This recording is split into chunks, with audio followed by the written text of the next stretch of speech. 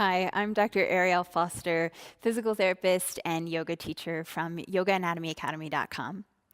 Today, I have a tip for the forearms. For many of us yogis, we spend a lot of weight on our hands. We put a lot of time, pressure into the hands, the wrists, and most of the muscles that cross the wrist and are involved in the wrist are actually higher up in the forearms. So I have a really simple technique that you can do at home. All you need is a sock and either 1 or 2 tennis balls. 2 tennis balls is the best. They can also be lacrosse balls or some other kind of similar shaped and similar density ball. And you'll just place them down on the mat. Lean into it, chop the forearm, really palm up in between or over the apex of this one ball, and lean into it and just begin to roll slowly through the tissue.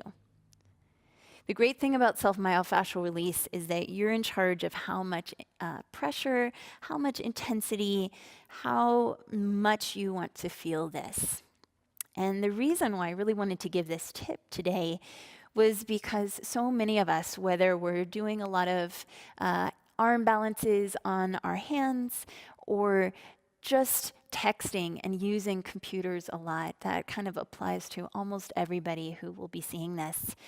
This is just such a simple and important part of the body that often gets overlooked and needs a little TLC. Roll back and forth a couple more times, nice and slow. And even you can turn your palm down and get to the underside, the flexor side of the forearm.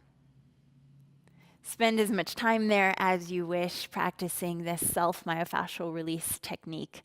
I'll be bringing you more tips, but if you want to go really deep on this subject, please join me in Yoga Journal's online course, Fascia Release for Yoga.